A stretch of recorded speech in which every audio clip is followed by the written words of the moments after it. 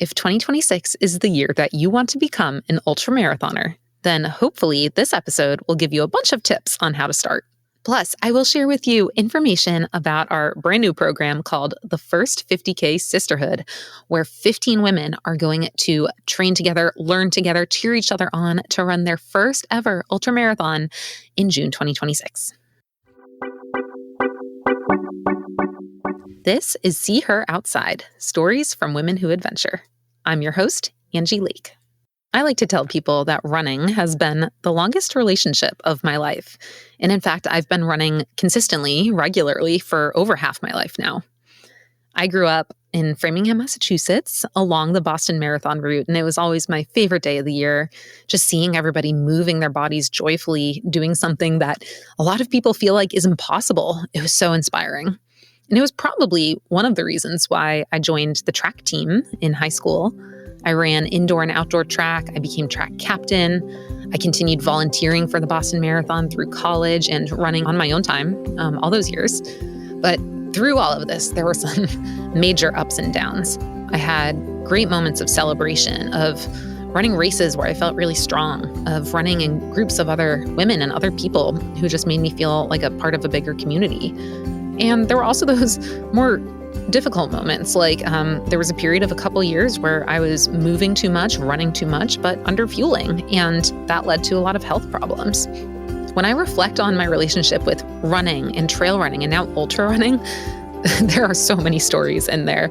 But I wanted to use this episode as a chance to share just a few tips that I have, unsolicited advice that you can take it or leave, to help you run your first ultramarathon. And if you are really set on the goal of becoming an ultramarathoner, of running an ultramarathon sometime in 2026, hopefully this episode gives you tips, but even more hopefully, you will check out our First 50k Sisterhood program. The First 50k Sisterhood is a scholarship program that we are launching for the first time so that 15 women will become ultra runners in 2026. We are breaking down as many barriers as we can to get more women on trails, more women standing in the line to start their ultramarathon race, and sharing their stories along the way. We are teaming up with Wild Women Trail Runs. I am a co-director of this all-women's race. It was the first ever all-women's 50K or marathon, road or trail in the United States, and it's like this weekend-long celebration of women in trail running. We have a 50K, a marathon, a half marathon, and a relay if you want to put a team together. But it's such a great place for women to run their first 50K. It's a friendly environment. The terrain is ideal. It's beautiful Pacific Northwest green. It's during solstice weekend, so the weather has been traditionally awesome. At the Cairn Project, we are teaming up with Wild Women Trail Runs to put on this scholarship program so that 15 selected applicants will get to line up at Wild Women's 50K in June 2026 and feel as strong and healthy as they possibly can. I know from my own experience and from talking with countless other women that ultra running messaging can seem not very welcoming. I also know that the data shows that there are barriers to women accessing this sport. So through the First 50k Sisterhood, we're doing everything we can to minimize those barriers and remove some entirely so that you can get the training you need, the coaching you need, the gear you need, the community you need to make your entry into ultra running be as fun as possible. Scholarship applications will open on December 27th, and they will stay open through January 10th. And then on January 20th of 2026, we are going to announce our sisterhood, our 15 women who are going to train for the Wild Women 50K. Make sure you go to the show notes to find all the information on that and to get ready to submit your application. Whether or not you are going to apply, whether or not this is your first potential ultra, I want to give you a few tips that I have that I've collected over the years that might give you a little bit more context for what it takes to run an ultramarathon. And again, you might not resonate with all of these. This is coming from my point of view. And maybe you'll find more value listening to stories of other women runners who have been on the See Her Outside podcast before. You might really like listening to Rachel Boehm or Colleen McDonald, or Carly Graham was actually training for a 100-mile ultramarathon when we recorded last with her. So scroll back through the archives if you are interested. But I want to give you 9 quick tips today 3 of them will be about preparing your body to run your first ultra. 3 are about training your mind and your mindset. And 3 are about embracing what we call the spirit of the wild woman. At Wild Woman Trail Runs, we have this metal sculpture that holds our medals, and she is the wild woman, and she comes out once a year to hold the medals that you will get when you cross the finish line. And we love her spirit. So in the spirit of celebrating the spirit of the wild woman, that will be the final 3 tips I give you today. Okay, without further ado, let's start. How can you prepare your body to run your first ultramarathon? Tip number 1 is knowing that you do not always need to run hard. And in fact, you should not be running hard all the time.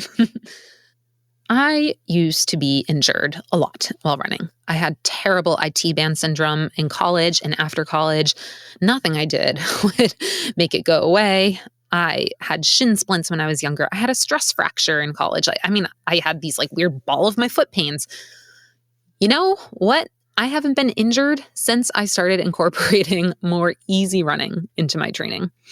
I have run up to 100-mile race now, and everywhere from 50k through 100 milers, I have used the same concept in training, which is called 80-20 method. What this means is that 80% of my running is done at a really easy, all-day effort. It feels like I can have a conversation while I'm running. Only 20% of my minutes spent running are at a moderate to higher intensity. I won't go into all the science of why people have embraced this method, but you can look up 80-20 endurance and you'll figure out why. But this led to so much more longevity for me in the sport because I wasn't just going out aimlessly and pounding pavement or trail to try and fit in an arbitrary amount of miles. I wasn't running harder than I should have when I was actually still supposed to be in recovering mode.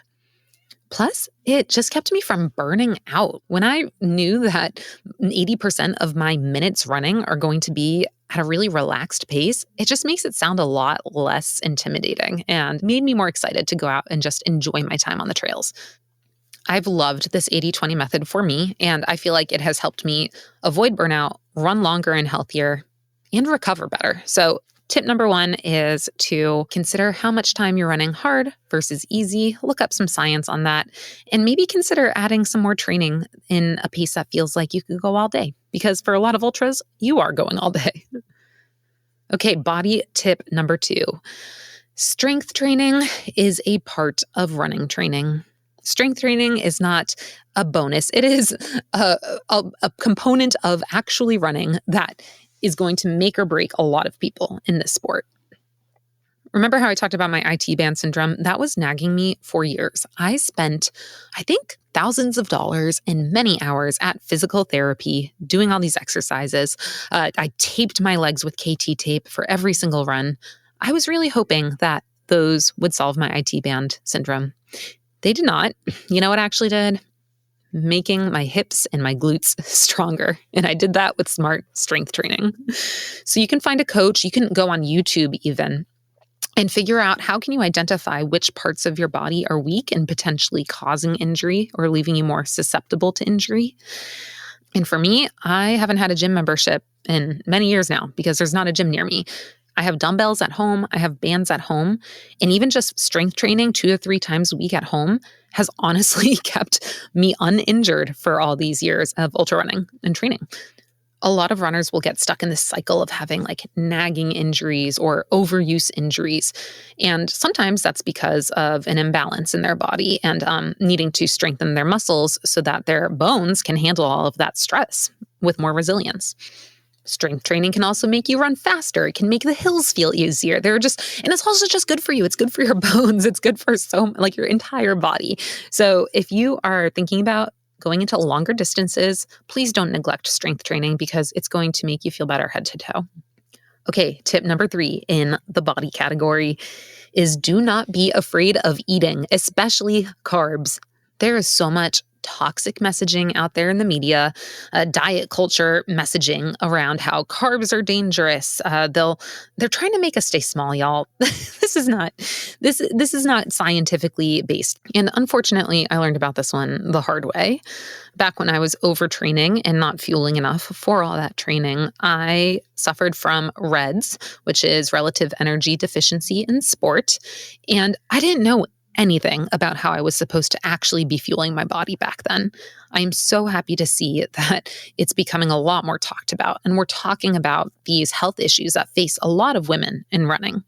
I was actually at a running coaching clinic last weekend in Portland, Oregon. And I was in this room full of like 200 different running coaches there to hear from scientists, from researchers, from coaches themselves around how we can make our athletes happiest and healthiest. And I was thrilled with the amount of attention that was put on bone health, menstrual health, all of these pieces that were missing from my education when I was a younger athlete that also make a huge difference. And unfortunately, there is so much misinformation in the general population about fueling, about nutrition, especially in these longer distances. And at this conference, I was so relieved to see that we are now talking about the fact that we need way more calories and carbs than 17 Magazine told us in the past. We need to be fueling at an amount that's going to let us run in the way we want to run. And if you're trying to run at a certain level and not fueling enough, that is how you get injured. That's how you get burnt out, tired, lose your period, which is terrible for you. When it comes down to it, if you want to be able to run really long, really far, you need to be fueling or else you are breaking down your body. And it's a relief to see more people talking about this. Last year at the Wild Woman Trail Runs weekend, we had Rachel Entrekin and Sarah Oliben, two amazing runners, speak on a panel about the same concept, actually, now that I think about it, the mind, body, and spirit of running ultramarathons. And both of them really leaned into this idea of fueling yourself. And if you are hungry, you need to eat. Sometimes if you're not hungry, you need to eat. So I can get off my soapbox for now, but just know that if you are applying for the first 50k Sisterhood, if you become a part of the scholarship program, you are going to learn a lot about how to fuel yourself properly. And that means eating carbs, getting enough calories. Okay, those were our body tips. Now let's move into mind. What can we embrace about our mindset in order to run an ultramarathon? Tip number one for mindset in ultras, for me, is finding ways to reframe the hard moments, because there are going to be hard moments. There are going to be hard moments in training, in recovery, in strength training, and of course in the race. When I took a birth doula training many years ago, I never actually became a birth doula, but I actually picked up on a lot of mindset tips for birth and labor that applied to running and that I still use to this day. Something that I learned in that birth doula training was that a lot of times when somebody is in labor and about to give birth, they say, I can't do this. But the irony there is that they're already doing it. They're already in the hardest part. So I think about this like mid-hill sprint, mid-race. I'm like, I can't do this. Wait, but I'm already doing it. And something about that just completely flips my mindset into being like, well, if I'm in the hardest part now, I can still get through it because I'm already doing it. And this is really helpful because in my experience, you can't predict which parts of your race are going to be the hardest parts. For me, when I did my 100-mile race, I actually did great on digestion, on muscles. So much went really well. But I was also hallucinating over the night, seeing things in the woods, and I was falling asleep while running. There's no way I could have trained those. I couldn't have trained to not hallucinate as much or to be less sleepy in the middle of the night. What I could do was realize, like, this is my reality right now, and I'm already in it. I'm in it while it's hard, and so the best thing I can do is keep going. And these were just things I picked up during training. So you'll figure out what resonates for you, but know that you are going to encounter really tough moments, and you need to know what gets you out of them. Tip number 2 in our mindset category is to set different types of goals. So, you might have a time goal of, I want to break 6 hours, 7 hours, 5 hours in my first 50K. But what if the weather isn't good that day? What if you break a shoelace and you need to replace it? There are so many uncontrollables that can pop up that if your only goal is time-based, you're not guaranteed to reach that time goal. In the panel with Rachel Entrekin and Sarah Olivan at last year's Wild Women race, I asked them about the different types of goals that they set, and they really lean into process goals. And process goals are goals that you can kind of guarantee that you can make because they're fully within your power. So, an example, I think Sarah said that one of her process goals in a recent race was thanking every volunteer that helped her. That's fully in her control. If a volunteer helps her, she can say thank you, whether or not she's on pace for whatever that time goal was. Smile at every aid station was one that one of them said. Fuel really well, making sure that you're on top of getting those carbs and those calories in every 15 minutes is common for a lot of runners. My friend Hannah Prather, who also ran the 100 miler with me, she had a mantra that she kept saying to herself, which was conservative and consistent. And she meant that with her pace, she meant that with her fueling, and she meant that with her hydration. And that to her was a process goal of if I can be conservative and if I can be consistent, then I know that I am hitting that goal. And that gave her a win. I think process goals are really helpful for ultra runners because you don't need to be perfect. A time goal or a performance goal or an outcome goal puts a lot of weight on, hitting a certain threshold, hitting a certain benchmark. And that can lead to a pressure to be perfect, which is a lot for your mind to handle, especially for your first ultra. So this tip is about identifying process goals that really mean something to you and that can give you those wins as you're running. And our third tip for mindset while running your first ultra or training for it is give it time to get better. My friend Hannah gave me this reminder as we were training for our 100 miler. And I loved it because just because something is not going perfectly doesn't mean that your run is over. It doesn't mean that your race is over. It doesn't mean that you have to stop.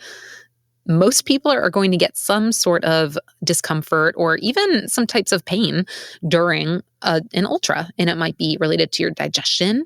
It might be related to chafing. It might be related to something muscular that you need to work out, a cramp perhaps. But that doesn't mean that you just have to stop and that it's over for you. When you're running an ultra, it's a long game. You are going to be out there for hours. Sometimes for people, it's days. And if you don't give it time to get better, you might give up too soon. You might throw it in too soon. A lot of problems will resolve if you give them more time. I ran a 50 miler a few months ago, and it was actually really close to a wildfire. And the smoke was making me feel very nauseous. But I remind myself, okay, I'm feeling nauseous right now, but I might not in a little bit. And you know what? That nausea went away. I'm not recommending running an ultra near a wildfire, but there were things I was feeling during that race that minutes, hours later, they went away. And I'm glad that I didn't take myself out of the race for temporary discomfort because my body was able to handle it.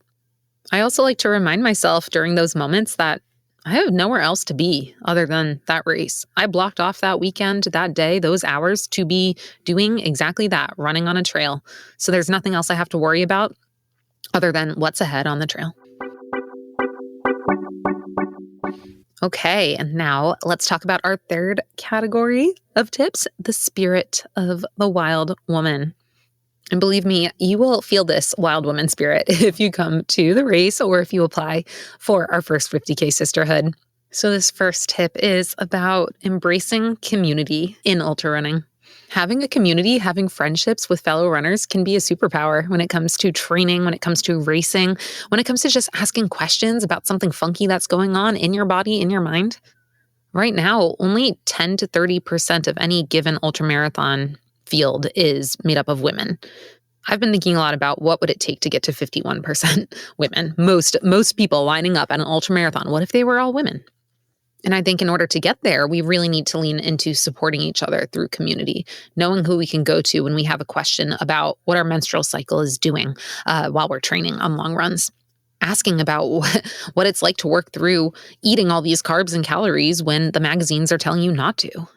Getting any type of tips or stories from women who have done the race before, done that distance before that they can pass on to you. Tapping into that sisterhood makes us stronger. And that's one reason why we're not just giving one scholarship through this first 50k Sisterhood program, but 15. We want these 15 women to be in a cohort together, talking together, training together, it's a built-in community. It's more than just running a race and crossing a finish line, but it's about the relationships that you're building along the way. And you're all becoming better people because of the sport and also because of the community. When we survey our runners at the Wild Women Trail Runs, a lot of them say that the best part is the fact that they were just surrounded by women all weekend. I mean, it's 100% women field at this ultra and this marathon. And that's really unique. It's a special affinity space. And I mean, you can listen to so many past episodes of the See Her Outside podcast to see what happens when we get a team of women out in the mountains. What makes it special to be surrounded by this affinity group, this sisterhood. And I've found the same joy in finding sisterhood in trail running. Okay, our second tip in our Spirit of the Wild Woman category is do it because it's hard. Most of the time when people sign up for their first ultra, they don't know whether or not they're actually going to finish. They might hope and they might have a good idea, but it's not as simple as saying like, I'm going to go run an ultra and therefore it's done. No, there's challenge behind it. And that's kind of the point, is we want to challenge our bodies, challenge our minds, challenge our spirits so that we can see what changes in us when we come out across the other side. I know that the challenges that I face in training and in racing, they pay off in all the other aspects of my life. I have become a better leader at work. I've become a better partner. I've become a better friend because of the challenges that I worked through in trail running. Sometimes if I'm doing like a hill sprint workout in the morning and then I sit down for a tough conversation at work later that day, I'm like, well, it can't be harder than those hill sprints. So I'm already ahead. By embracing the challenges and the adversity that you face in sport, I truly believe that you can apply those lessons to every other part of your life. And that is the spirit of the Wild Woman. Embrace it because it's hard. And our final tip in this category is know that your running story matters. Your running story matters, and it's why you belong here. Everyone's different, right? And if we get the same story all the time of like, oh, look, I'm a natural runner. I just banged out my first 50K and it was easy. Like, we're not learning from that. We need a diversity in stories. I want to hear from the people who are totally different than me, who didn't have a background in track and field, who don't direct a race for women. I want to be taking in stories from mothers who are running. I'm not a mom. I want to see how they do it. I want to learn from the teenage runners. We actually let runners under 18 run for free at Wild Woman, so reach out if that's you.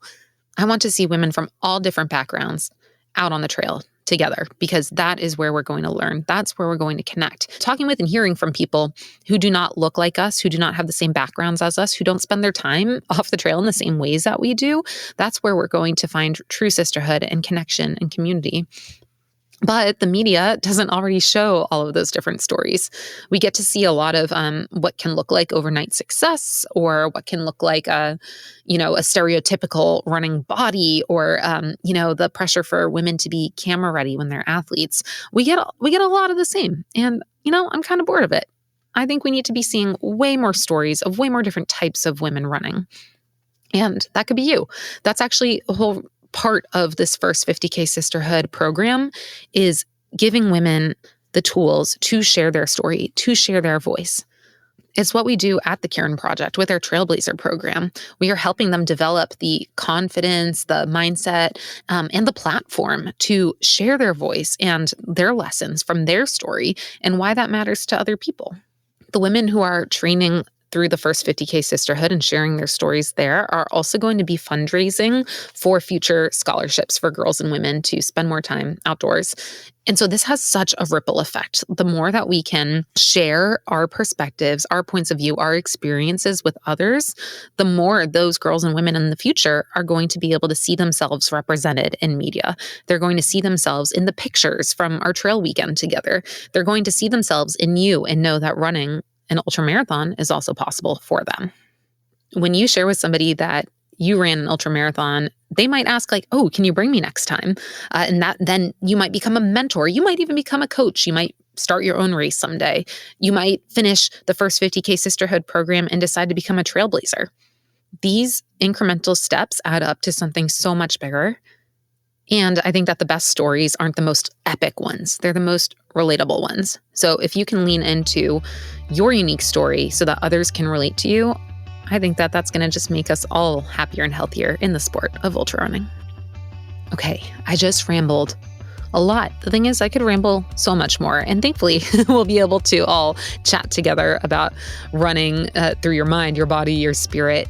in the first 50k Sisterhood. So I do hope that you'll apply, or if you've already run an ultra or this program just isn't for you, please share this episode with somebody who you think wants to run an ultramarathon in 2026 and who should apply for the first 50k Sisterhood. To give you a recap, here are the 9 tips that I covered, tip of the iceberg here. For your body, 1, make sure that you are building in plenty of easy miles on top of the more high-intensity miles. 2, make sure you're prioritizing strength training. And 3, eat food and don't feel guilty about it. The mind category. Number 1, when moments get challenging, know that you are already in it and you're working through it. 2, set process goals, not just time goals. And 3, give problems time to get better without catastrophizing. And spirit of the wild woman. Number 1, find a community. 2, remember that you can sign up for something because it's hard. And 3, know that you belong at the starting line, at the finish line, and every mile in between, and your story of that matters. First 50k Sisterhood applications are open from December 27th until the end of January 10th.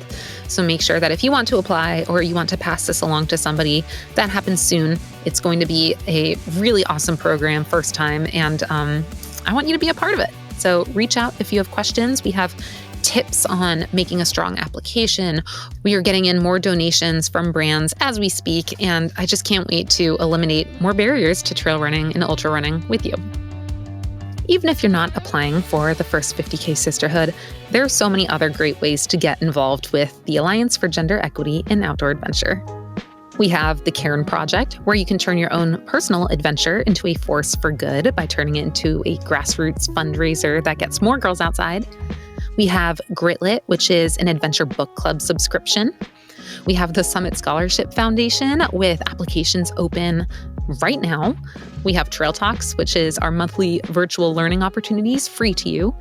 And of course, we have See Her Outside, our podcast, and it would help a ton if you could give us a 5-star rating and review so that we can keep on creating episodes that inspire women and girls to share their own voices and adventure. See Her Outside is brought to you by the Alliance for Gender Equity in Outdoor Adventure, hosted by me, Angie Lake, and edited by Allison Castingway. Please subscribe or follow now so that you don't miss any future episodes. They come out every other Thursday. We would love for you to stay in touch and send us any feedback you have about this show or questions about our programs to Angie@karenproject.org. Until next time, go get outside.